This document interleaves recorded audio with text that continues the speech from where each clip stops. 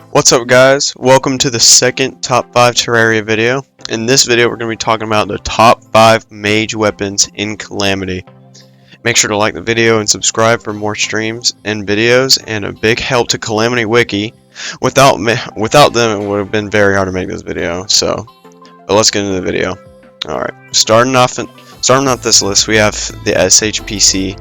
It is a legendary says here it is a legendary drop from the destroyer only in revengeance mode. It has 2 sets of firing. Its primary fire are balls of energy that explode into big DOT orbs that melt the health of bosses. Its secondary fire is a machine gun type laser that can be used for tracking fast bosses such as Skeletron, Prime, or Calamitous. This gun can be good, but the fact that it's extremely rare is because it's a 1% drop rate.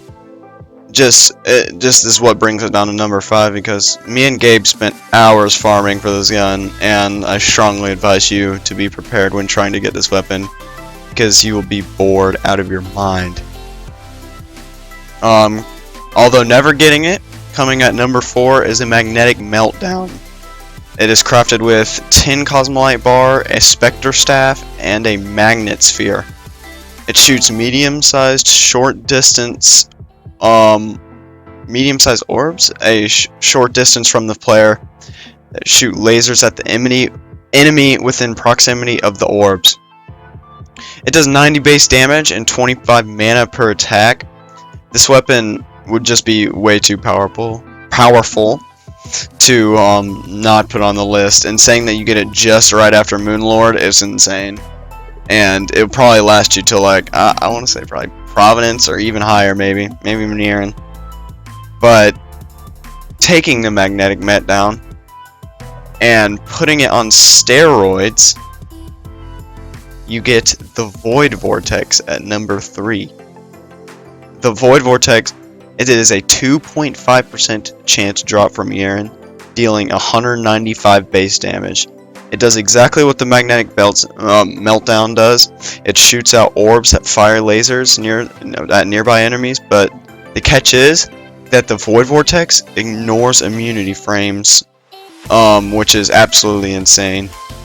Although very rare, it hands down is a great magic weapon to fight Supreme Calamitous with. At number 2, we have the Dance of Light.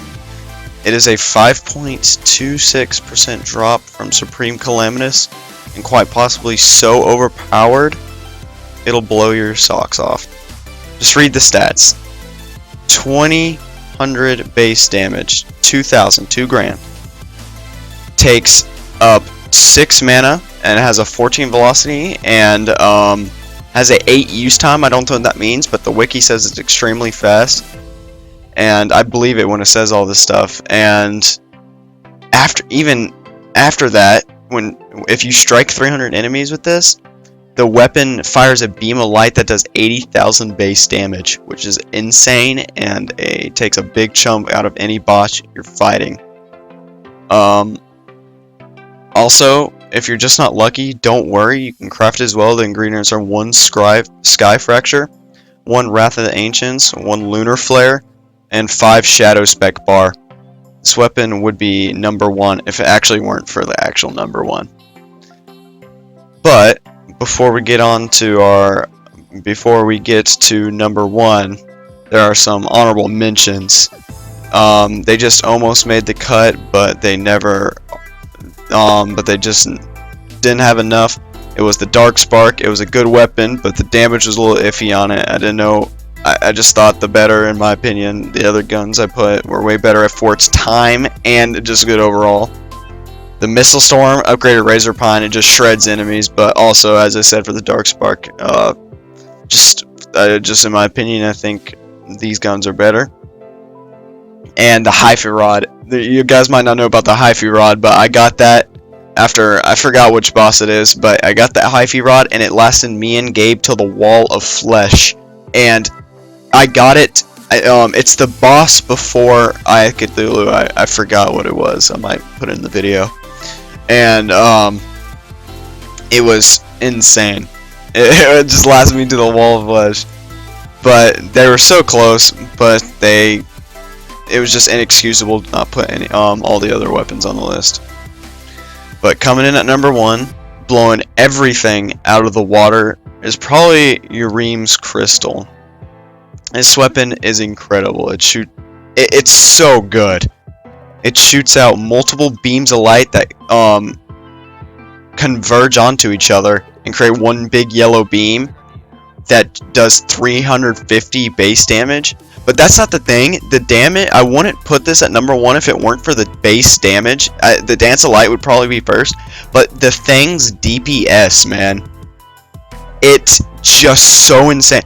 Thinking probably 350 base damage for like, I don't even want to, probably half a second maybe.